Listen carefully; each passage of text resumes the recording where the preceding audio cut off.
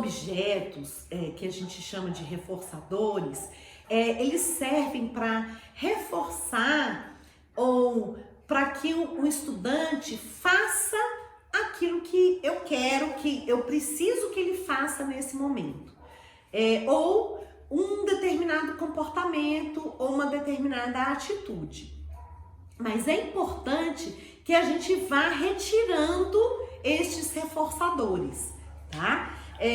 Nós vamos ter uma aula que a gente vai falar sobre isso.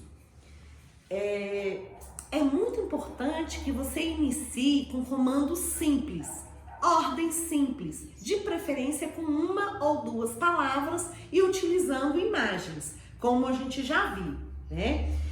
Ser claro naquilo que você quer, aquilo que você deseja, aquilo que você quer que ele faça. Não fique falando muita coisa, né? Porque muitas palavras fazem com que o estudante não entenda aquilo que você quer. Verificar se ele realiza as atividades de vida diária. Então, logo nos primeiros dias de aula, você já pode verificar se ele, por exemplo, come sozinho, se ele faz a sua higiene, se ele lava as mãos, se ele escova os dentes, se ele consegue tirar o casaco, por exemplo, que às vezes veio de casaco, aí agora já tá quente, você quer que retire o casaco. Então, é importante que você verifique se ele consegue executar sozinho essas atividades, né? A gente chama atividades de vida diária, as AVDs. Se o seu estudante tiver dificuldade, é um indício que ele precisa de uma acompanhante, tá? Porque, por exemplo, numa sala que você tem 20, 25, 30 estudantes, você não vai poder ficar levando esse estudante ao banheiro. Ou, por exemplo, naquela outra situação que a gente falou, se ele precisar sair da sala, né? Então, ele precisa de uma outra pessoa que o acompanhe, que o auxilie, que o ensine a executar essas atividades de vida diária. Ele não precisa de uma pessoa para fazer por ele, tá? Nós temos que lembrar que nosso ambiente, o ambiente escolar, é um ambiente de ensino. Então, nós precisamos ensiná-lo. Mas, como nós temos outros estudantes, a gente não pode ficar um tempo, né, grande com esse estudante ali ensinando, por exemplo, a escovar os dentes, a lavar as mãos, porque isso demanda tempo, demanda passos. A gente precisa de uma acompanhante. A lei fala de uma acompanhante especializada.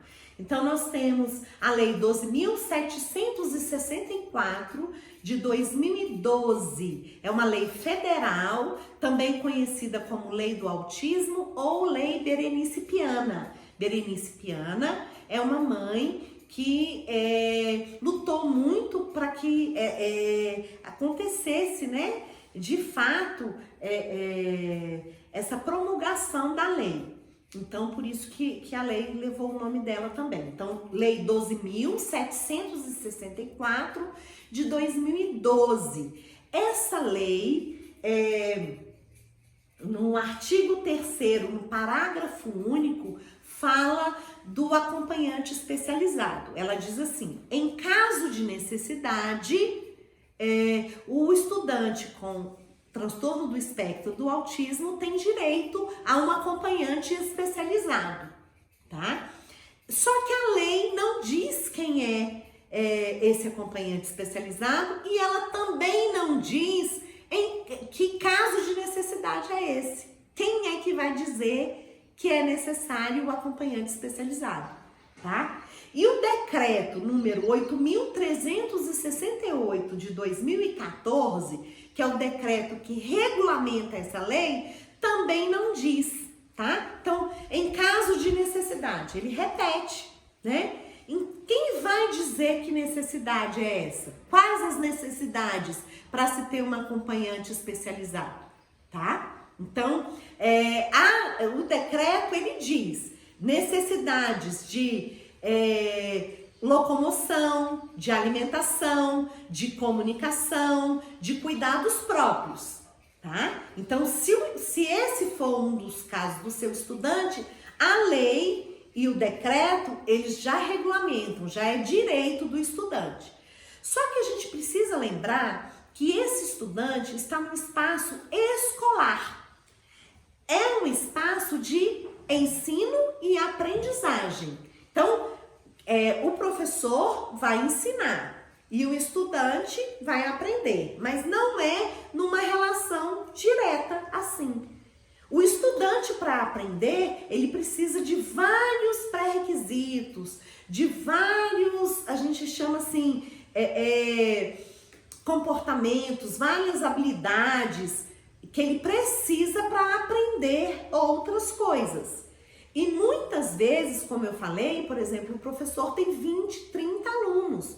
Não é possível que ele dê essa atenção para que ele ensine o passo a passo de determinado conteúdo, de determinado conhecimento ou de determinadas atividades que ele precisa desempenhar. Então, ele precisa do acompanhante especializado, tá? Então, já é um direito determinado por lei. E aí, aqui nas descrições, nós vamos colocar a legislação. Mas basta você entrar no Google com o número da lei e do decreto, né? Que você vai ter na íntegra, ok? Então, assim, é importante que a escola pense também nessa questão da aprendizagem, porque nós estamos falando de um ambiente educacional. Muitas vezes o meu estudante, ele consegue, por exemplo, executar as atividades de vida diária, consegue se locomover, se alimentar, fazer sua higiene, se comunicar minimamente. Mas ele tem dificuldades, por exemplo, em acompanhar o que está sendo trabalhado na sala. Por quê? Porque o professor está lá na frente, está falando para 20, 30 pessoas. Então, ele precisa de um interlocutor, de um mediador, às vezes ao lado dele, para dizer assim, fulano, ó, a professora falou para abrir na página tal. Olha aqui, ó, aqui na sua agenda está dizendo que é hora de fazer tal coisa. Se, por exemplo, esse acompanhante perceber que ele está ficando agitado, ele já combina com o professor de levá-lo para dar uma volta na escola, para tomar uma água, para pegar um livro, para ir no balanço, mas daqui a pouco ele vai voltar. Aí eu quero ressaltar isso. Não é para ficar perambulando pela escola. Muitas vezes eu vou fazer algumas visitas em escola. Ué, por que aquele menino tá andando? Ah, porque ele não consegue ficar na sala de aula. Então deixa o menino perambulando sem objetivo nenhum. Não é isso, né? Esse acompanhante, esse monitor, esse estagiário, esse professor, porque tem muitas regiões que tem até um outro professor, né? Vai fazer esse trabalho de ensinar individualmente esse estudante em alguns momentos ou dividir aquela atividade em vários passos. Lembra que eu falei para vocês?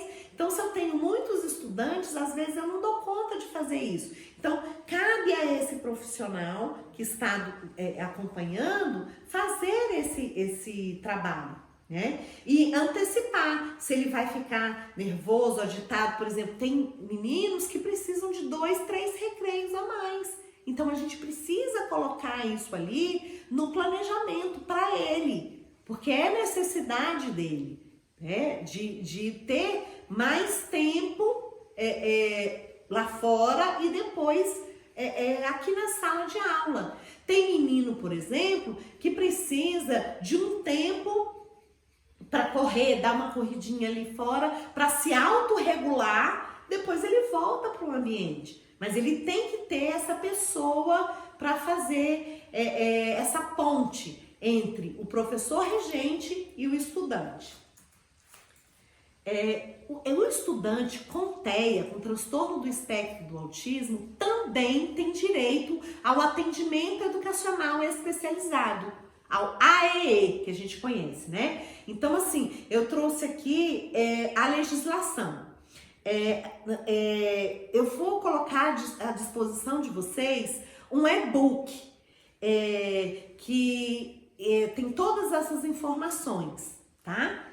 Então, vamos voltar aqui ao atendimento educacional especializado, que é um direito garantido por lei aos estudantes com deficiência, transtorno global do desenvolvimento, a lei ainda usa esse nome, né? Ou transtorno do espectro do autismo, altas habilidades, superdotação. Então, é um direito que está garantido na resolução do Conselho Nacional de Educação, na resolução número 2 de 2001, no artigo 8º, inciso 5º, no decreto 7.611 de 2011, no artigo 2º, no Plano Nacional dos Direitos da Pessoa com Deficiência de 2011, o Plano Viver Sem Limite, e a implementação de sala de recursos multifuncionais, que é aquela onde a gente chama, né, sala que tem o professor de sala de recursos, a gente fala.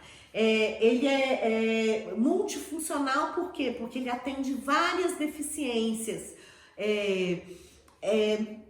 Muitas escolas, na maioria das escolas, a gente não tem salas de recursos específicas, né?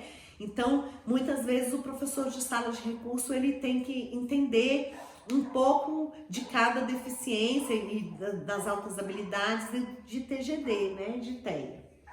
E a Lei Brasileira de Inclusão, a Lei 13.146 de 2015, que prevê lá no capítulo 4º, né, capítulo da educação, no artigo 28, inciso 3º, ela fala do atendimento educacional especializado do AEE, tá?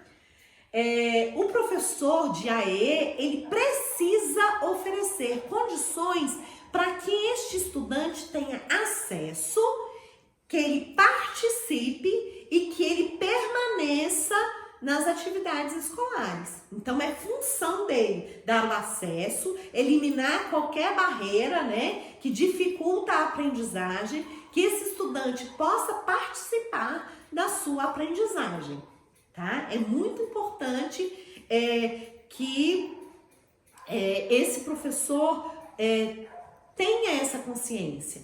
Em muitos lugares por onde eu passei, as pessoas confundem o AEE, o professor da sala de recursos, com aula de reforço. O AEE não é para fazer reforço escolar, não. Ele é para dar condições dentro ali da funcionalidade, das habilidades, das necessidades do estudante, dar condições para que ele aprenda, tá? Então, se precisar de recursos materiais, recursos ambientais, é o profissional que faz, que proporciona, né? Que faz acontecer, tá? Então, o ideal seria que todas as escolas tivessem, né? Uma sala de recurso multifuncional, o professor de AEE, né? Mas a gente sabe que muitas não têm. Então, o que é comum acontecer nesses casos? Que tenha um atendimento educacional especializado numa determinada escola, ou pode ser até numa associação sem fins lucrativos, numa ONG, né, que ofereça esse atendimento aos estudantes das escolas. Então, a gente fala tipo assim, polos. Então, aqui funciona o AEE para essa região aqui, para esses alunos, né? Mas eles têm direito, tá? E é um atendimento que é oferecido no contraturno. Então, ele vai para a escola no seu horário regular e no contraturno ele tem o atendimento educacional especializado na sala de recursos multifuncional, tá? E o estudante com TEA também tem direito à adequação curricular, ao plano educacional individualizado ou ao plano de desenvolvimento individualizado. Cada região tem uma nomenclatura, mas que, resumindo, é uma adequação mesmo do que vai ser trabalhado, do que vai ser ensinado, uma adequação dos objetivos, dos conteúdos, da organização do espaço, de materiais, da avaliação, né? Então, assim, como que esse estudante vai ser avaliado? Então, geralmente, há um formulário próprio para que se realize essa adequação. Eu quero deixar claro, gente, que é direito do estudante ter essa adequação, esse plano educacional individualizado, qualquer que seja o nome. Ou seja, que ele tenha um currículo adaptado no sentido que ele consiga atingir os objetivos ali pré-determinados pelo professor. Se você quiser saber mais sobre isso, vá no meu canal do YouTube, Mara Rubia Martins. Eu fiz uma série de vídeos orientando a respeito de adequações curriculares. Então, as adequações, elas estão previstas já na LDB, né, na Lei de Diretrizes e Bases da Educação Nacional, na Lei 9.394 de 96, no artigo 59, na Resolução do Conselho Nacional de Educação, na Resolução número 2 de 2001, no artigo 8º, inciso 3º, e na Lei Brasileira de Inclusão também, né? Na 13.146 de 2015, lá no artigo 28, no inciso 1º. Mara, você está falando muita lei, muita legislação. Como eu falei para vocês, a gente vai disponibilizar um e-book que tem todas essas informações que eu estou passando para vocês.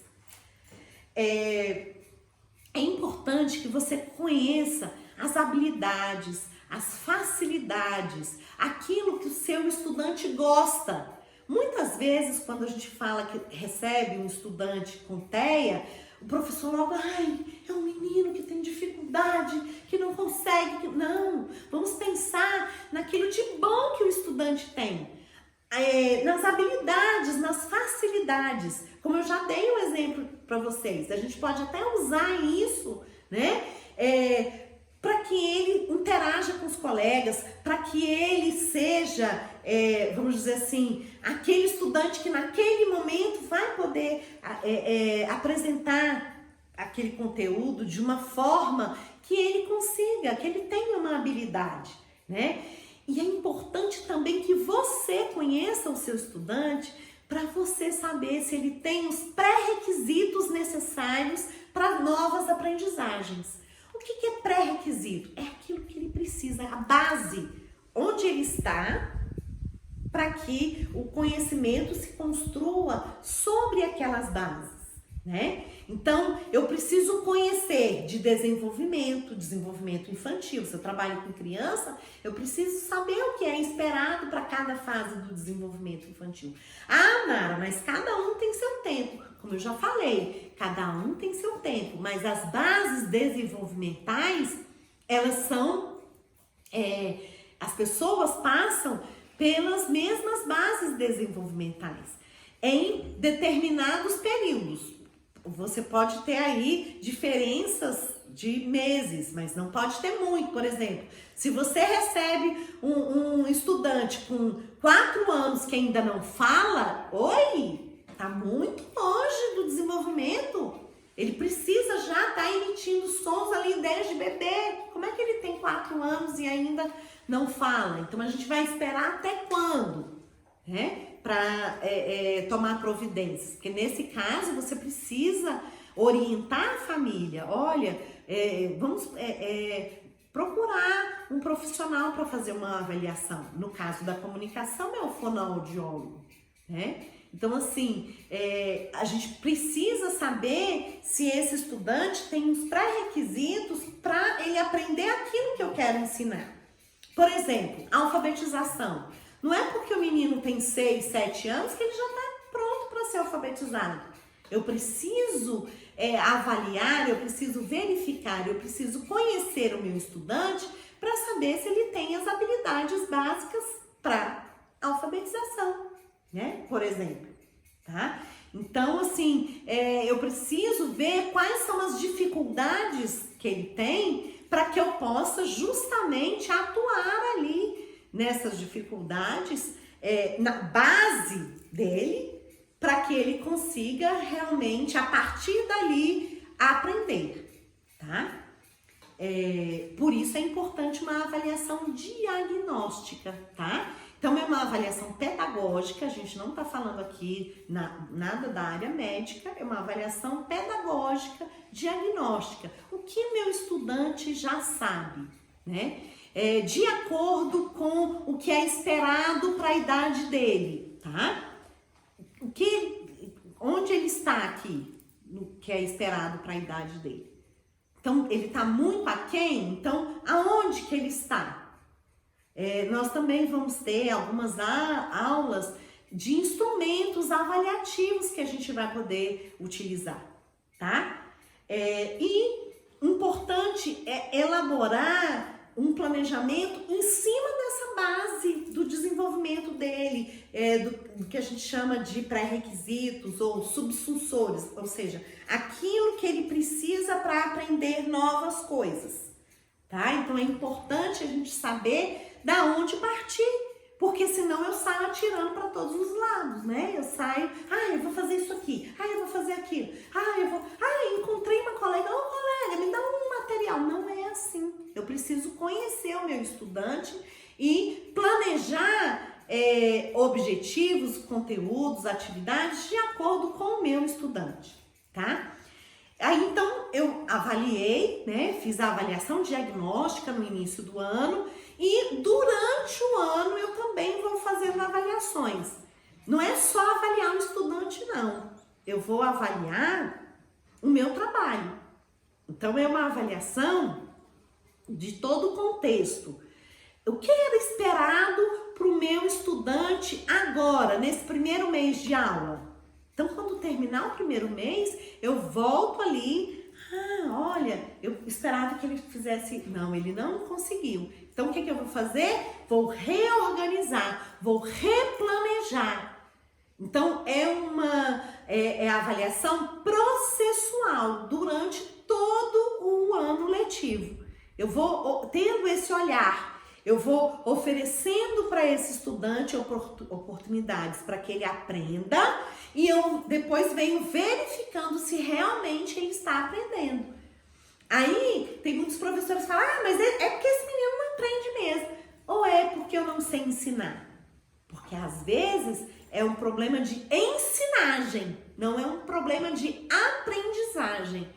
Então, se eu verifiquei que ele precisa de alguns pré-requisitos, de algumas habilidades para uma determinada aprendizagem, mas eu não dei essa base, não é culpa dele se ele não alcançar. Isso é a mesma coisa de você pegar um bebê recém-nascido e colocar para andar.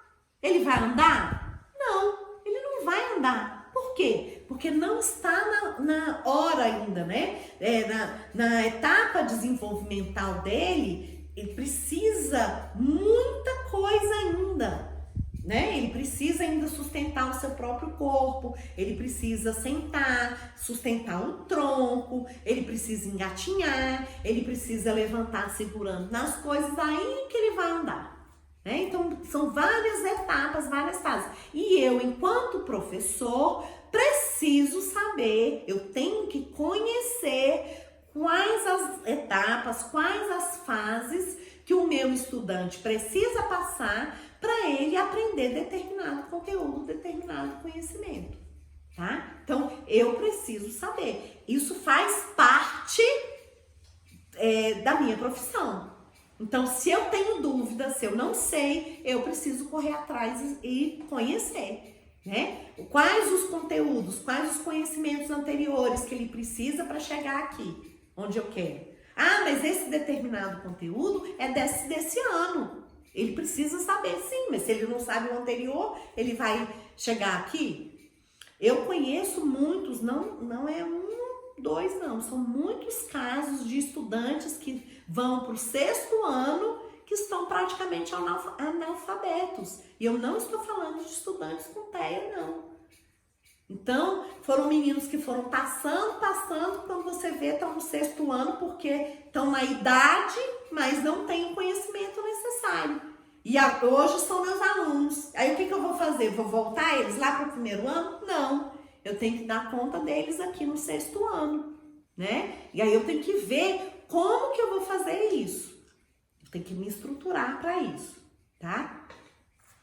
Então, mais uma vez, se você quiser saber mais sobre adequação curricular, vá lá no YouTube, Mara Rubia Martins, eu tenho uma série de vídeos que falam sobre isso. Coisas importantes, por exemplo, habilidades básicas, né? A gente já falou. O que é básico para o estudante? O que ele tem que saber? Ele não sabe nem sentar. Então, muitos alunos meus falam isso. Professora, o que eu faço? Meu aluno não consegue sentar. Se o seu estudante não consegue sentar, você vai conseguir fazer com que ele escreva alguma coisa? Não. Então, tá aí. A habilidade básica de sentar, ela tá lá no top 1 da sua lista do que você tem que ensinar, tá? Então, você tem que pensar nisso. Mara, mas já é terceiro ano, quarto ano, não importa. Se o seu estudante não senta, a primeira coisa que você tem que fazer é sentar. Mara, como é que eu vou ensinar? A gente vai falar aqui, a gente vai ter umas aulas, a gente vai falar sobre isso, mas eu já vou antecipar para vocês, se vocês quiserem saber sobre habilidades básicas, um livro excelente é da professora Camila Gomes e Silveira, chama Ensino de Habilidades Básicas para Pessoas com Autismo. Também vai estar lá no nosso e-book, tá? Ensino de Habilidades Básicas para Pessoas com Autismo. Gomes e Silveira, Apres Editora, 2016, tá? Eu tô indicando logo agora, porque como é início do ano letivo, muitas vezes você vai precisar começar com as habilidades básicas. Aí no livro delas, elas orientam como prestar atenção, sentar, esperar, fazer contato visual, imitar, habilidades de linguagem receptiva, ou seja, a criança entender, compreender o que é falado, o que é visto no ambiente, né? Seguir instruções de 1 passo, 2 passos, identificar as partes do corpo, identificar pessoas familiares, identificar objetos e figuras. Então, essa é a linguagem receptiva, ela identificar. E também elas trabalham com a linguagem expressiva, ou seja, aí a criança vai dizer, né? Ela vai apontar para os itens desejados, aquela questão que eu falei para vocês, né? Da questão da comunicação para diminuir a ansiedade e os comportamentos disruptivos, considerados inadequados. Habilidades para produzir sons com função comunicativa, imitar sons, aumentar pedidos vocais, ou seja, agora a criança é que vai fazer, né? Nomear pessoas familiares, objetos, nomear figuras. E as habilidades pré-acadêmicas, aquelas habilidades que a gente precisa na escola, né? Na academia, para poder ensinar alguma coisa, que é coordenação olho-mão, emparelhar objetos, emparelhar figuras, emparelhar objetos e figuras, usar lápis e tesoura. Então, esse livro, Ensino de Habilidades Básicas para Pessoas com Autismo, Gomes, Silveira, Apres Editora, 2016, trata de tudo isso. Então, é minha indicação para você trabalhar com as habilidades básicas, principalmente agora no início do ano letivo, né? Se o seu estudante não tem. Se o seu estudante apresentar alterações sensoriais, que também não é tão difícil assim, muitos estudantes, né, com autismo, dentro do transtorno do espectro do autismo, apresentam alterações sensoriais.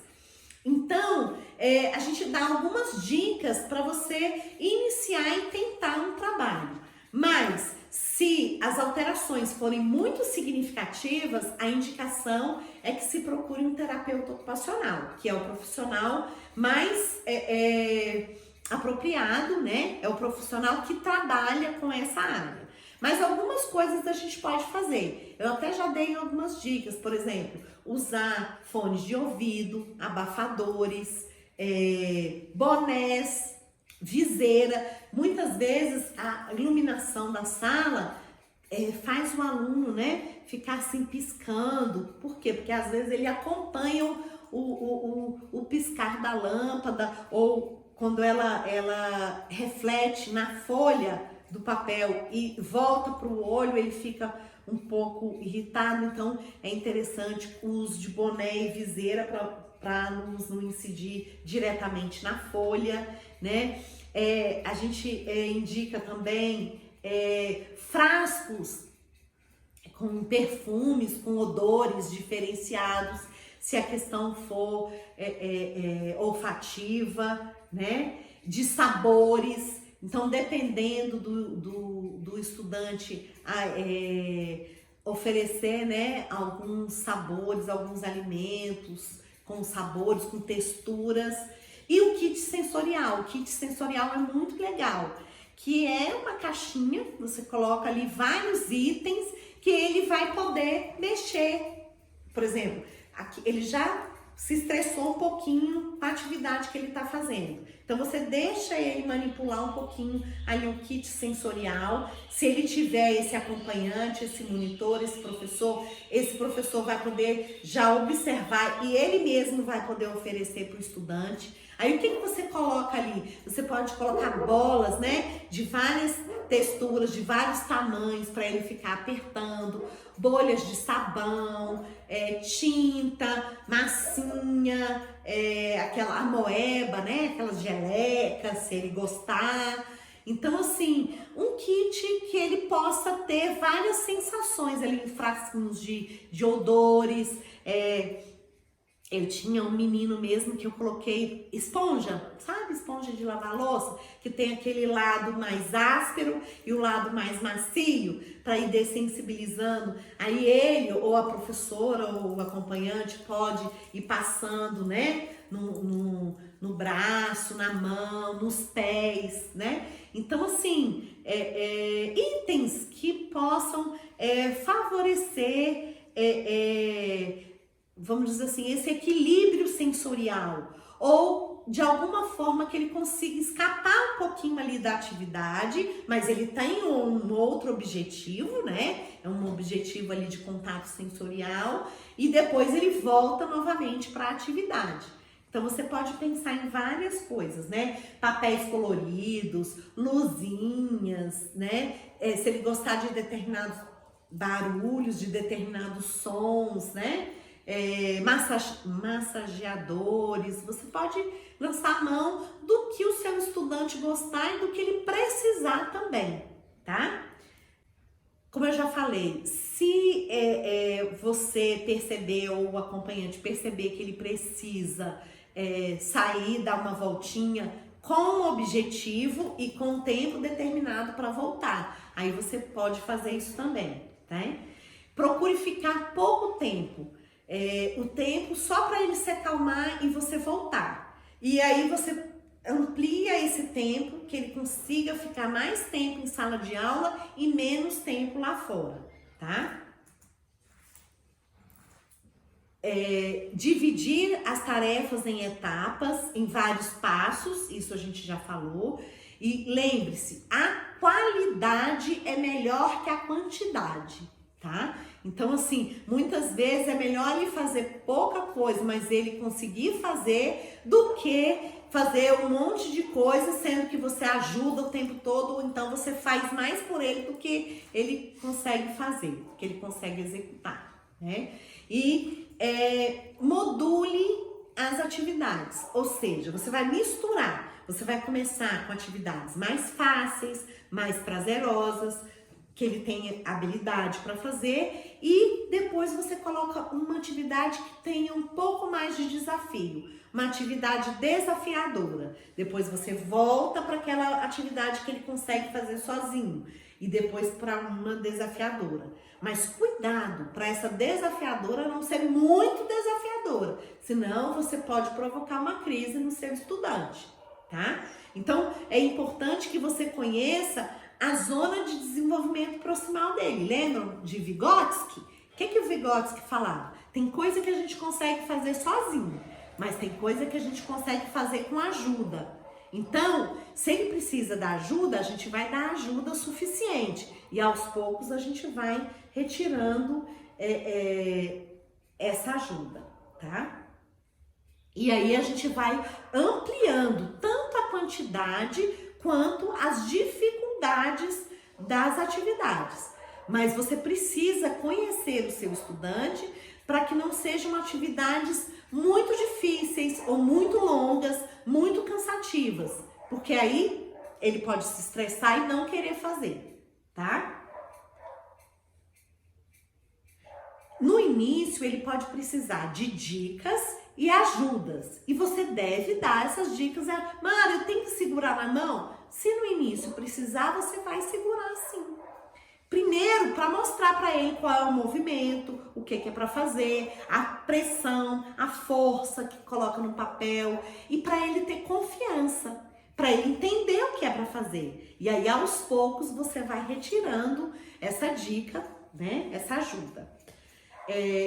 Planejar atividades de momentos de socialização, porque a gente sabe que uma das dificuldades das pessoas com TEA é justamente na socialização. Então, ele já tem dificuldades para se socializar. Muitas vezes ele nem gosta. Eu tinha um aluno mesmo que ele não queria de jeito nenhum. Ele conseguia falar. Eu perguntei, mas por que você não gosta? Seus amigos estão te chamando. Não, eles fazem muito barulho, eles conversam demais. Então, às vezes, é uma sobrecarga sensorial. E como os meninos conversam muito, ou são muito agitados, ou falam muitas coisas, ele tem dificuldades em processar. Então, é importante que você planeje essas atividades. Você intervenha, você faça as intervenções ou você coloque esse estudante em grupos de estudantes que possam favorecer essa socialização. Ou até mesmo começando com um colega só e com a sua intervenção. Então você chama um colega, agora a gente vai brincar, agora a gente vai fazer tal atividade. E você vai ali orientando, ou o acompanhante, o outro professor, né? Mas assim, é importante que você ensine coisas básicas, que a gente pensa assim que o menino já chega na escola sabendo, né? Então assim, por exemplo, o colega faz uma cara assim e faz assim com a cabeça. Você tem que mostrar pra ele, ó, seu colega tá dizendo que ele não quer desse jeito. Olha, essa brincadeira tem que ser assim, aí você tem que ensinar. Olha, agora é a vez do fulano, a regra é essa, a gente usa esse objeto. Agora é a vez dele, agora é a minha vez, agora é a sua vez. Tudo tem que ser ensinado, né? A brincadeira, que é uma coisa tão natural da criança, muitas vezes precisa ser ensinada para o nosso estudante, tá? E aproveitar todos os momentos para essa socialização, tá? Momentos de recreio, de intervalo, de festas, de comemoração, de excursões, não impedir que o estudante participe. Eu já tive experiência da escola mesmo mandar o bilhete para a família. Amanhã nós vamos ao zoológico, não trazer o fulaninho. Opa! É exatamente o contrário, tá? Então é uma atividade escolar, extra classe, todos os alunos da escola têm que participar. E aí você precisa planejar como que ele vai participar. Como que vai ser feito isso? Vai ter uma festa, vai ter a hora cívica, então você vai pensar como que a gente vai fazer para o fulano conseguir participar, tá? Então ele não pode ficar de fora de jeito nenhum. Uma coisa importante, dê tempo para o estudante processar a informação.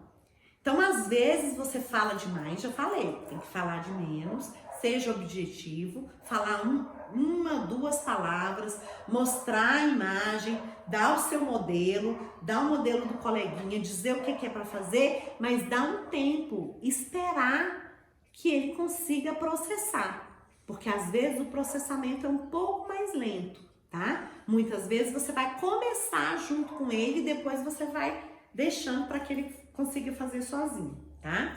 Essa pausa, ela é importante, tanto para o processamento, quanto para ele saber que tem momentos que é você que fala, tem momentos que é ele que fala, tem momentos que é você que faz, tem momentos que é ele que faz. Então aí a gente já está trabalhando com o que a gente fala de interação social, de comunicação. Por exemplo, na comunicação, duas pessoas não podem falar ao mesmo tempo. Então, para haver comunicação, uma fala, a outra escuta e depois vai invertendo. Então, ele precisa saber que tem momentos que ele precisa entrar em ação, tem momentos que ele precisa falar, tem momentos que ele precisa ouvir, tem momentos que ele precisa esperar. Então, você também precisa dar esse tempo para ele, tá? Eu já falei da importância das dicas visuais, das pistas, e é importante, gente, que esteja à mão, que esteja fácil para ele poder olhar, consultar a hora que ele quiser, né? Colar a hora que ele quiser. Por quê? Porque às vezes ele precisa desse apoio. Ele precisa olhar ali para saber o que é para fazer, para saber como é para fazer, tá? Então, tudo que tiver, por exemplo, orientações, o passo a passo, deixe com imagens ou deixe de uma forma que ele consiga seguir a sequência, se ele conseguir olhar, tá? Elaborar com o estudante, com a turma, os combinados. Isso no primeiro dia de aula já tem que sentar. O que pode, o que não pode nessa sala de aula, tá? Então, assim, o que a gente deve fazer? Como que a gente deve se comportar? Como que, né, vai ser realizado isso na sala? E o que é proibido? A gente evita de dizer a palavra não pode. Então, o que é proibido? Aí, como eles gostam muito de pistas visuais, eu sugiro para vocês colocar as imagens de coisas que é para fazer e de coisas que é proibido. Aí coloca aquela tarja vermelha assim, que eles vão entender que é proibido, tá? Fazer. Então, construir com eles, construir com a turma, porque a turma mesmo vai falando por que sim, por que não, né? Elogiar, isso a gente já falou, qualquer tentativa. Às vezes ele não conseguiu fazer, né? Mas ele tentou fazer. Então, só o esforço vale o elogio, tá? E lembrar que cada passo é importante para que ele atinja o objetivo. Então, sempre quando a gente tem um objetivo, a gente precisa de vários passos para chegar lá. Ninguém pula no objetivo, né? Então, deixar claro isso no seu planejamento e deixar claro para ele o passo a passo para ele conseguir atingir aquilo que você quer, tá? Não existe receita, tá? Não, se você assistiu esse vídeo pensando que eu fosse dar uma receita, não existe receita. A minha dica é: conheça o seu estudante. Ele vai te dar as pistas de como se deve trabalhar com ele. Mas ele só vai te dar as pistas se você tiver com um olhar atento para ler essas pistas. Porque muitas vezes ele vai te dando lá as pistas no dia a dia, no comportamento dele, nas coisas que ele está fazendo e você não está percebendo. Ou você está, esse menino não sabe, esse menino não é capaz. Você coloca um monte de barreira, de bloqueio e você não consegue ver a potencialidade e a necessidade do seu estudante nesse momento, tá? Então você precisa enxergar o seu estudante, tá? Nas suas potencialidades, nas suas facilidades, mas nas suas fragilidades, nas suas limitações. E se colocar a serviço. No sentido assim, agora eu vou elaborar um planejamento para que eu consiga fazer com que esse estudante aprenda, né? Então você precisa planejar, você precisa registrar, você precisa avaliar, como eu falei, uma avaliação diagnóstica, uma avaliação ao longo do ano letivo, né?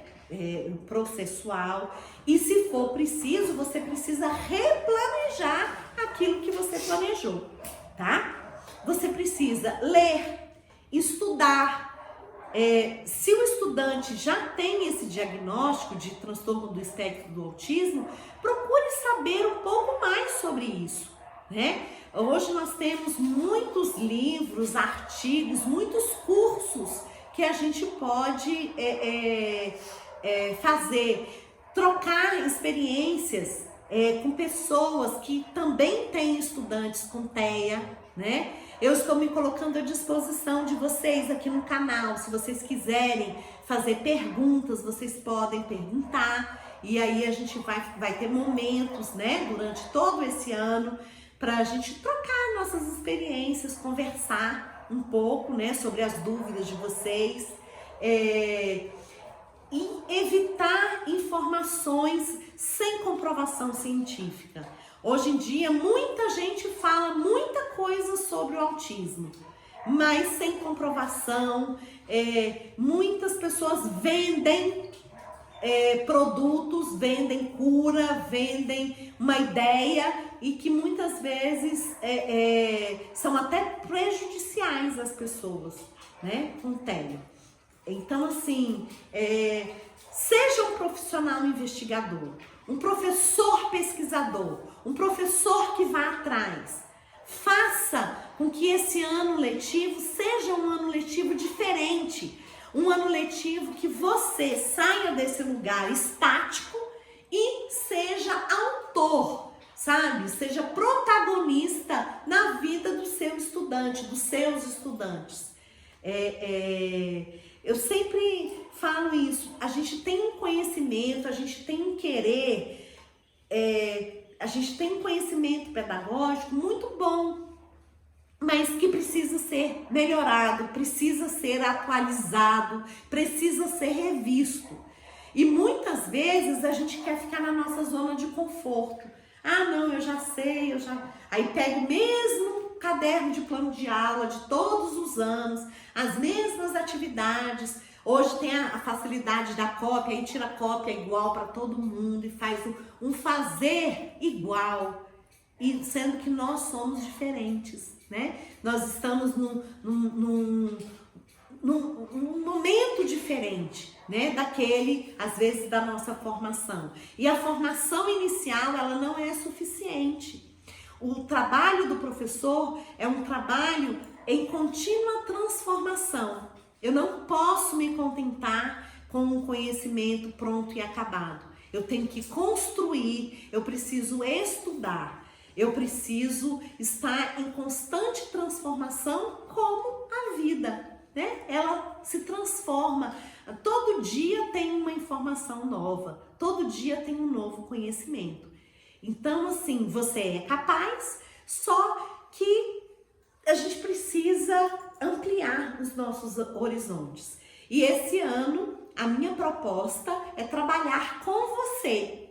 Então, pode fazer suas perguntas no meu canal do YouTube, no Instagram, no Facebook, Mara Rúbia Martins. Agora, nós temos o e-mail, autismo@gmail.com. Eu espero você e essa foi a nossa primeira aula de 2020.